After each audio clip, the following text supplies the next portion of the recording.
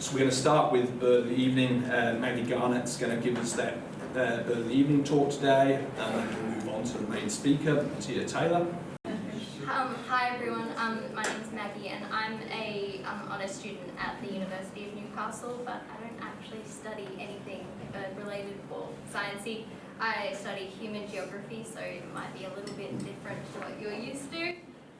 First of all, I'd like to give my own acknowledgement of country. I'd like to pay respect to the people whose lands we gather on tonight, the Worimi, Wonnara and Awabakal peoples. I honour all the generations that walked before us that have lived as one within the lands that are honoured in the storylines of the country we walk, live, learn and play on. So my bird of the evening is the glossy black cockatoo. Its scientific name is something I will not try to pronounce. And it's found all over the eastern seaboard. They are notoriously picky. They only eat the she-oaks, as you will probably know, the casuarinas. The way you'll often see them is flying in pairs or threes or eating together. I'd like to explore how people are connected to the glossy black cockatoo. So, the glossy black cockatoo is called Wayila in Awabakal, and in many cultures, the black cockatoo are believed to be the guides and guardians of spirits of loved ones on their journey to rest among the ancestors. It's also part of the practice of Didiri or deep listening, which I'll go on to later, and it's the object of human-centered myths, like when will the rain come? What is something bad going to happen? Is something good going to happen? What do these birds flying above us mean to us as human beings? So the glossy black and place. I think of the glossy black cockatoo and I think of being in the Wadigan Mountains. I think of running with my little backpack on and looking up and, well, first hearing them and then looking up and seeing them kind of drift and float across the skyline. And so I want you to think of the last time you saw a glossy black cockatoo. Where were you? Who were you with? What were you doing?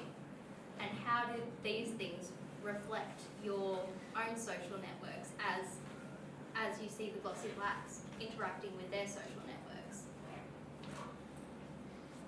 So Didiri or deep listening is a concept that is present in all Aboriginal cultures, but this particular word comes from the people of the Daly River, and it's from a particular philosopher called Miriam Rose, and it's basically meditation. It's about sitting in the bush and it's about listening and opening up your heart to everything that is around.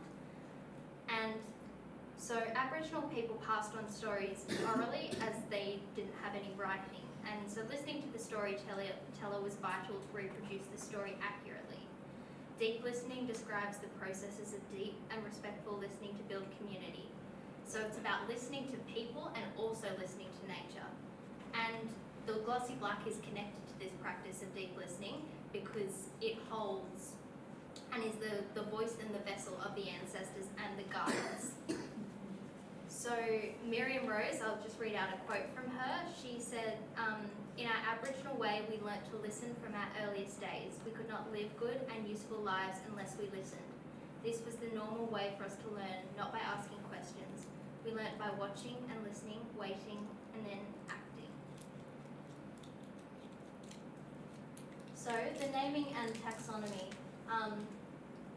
The glossy black was first described in the more formal sense by a naturalist called Coenraad Jacob Temminck in 1807, and the name honours the English ornithologist John Latham in Lathami.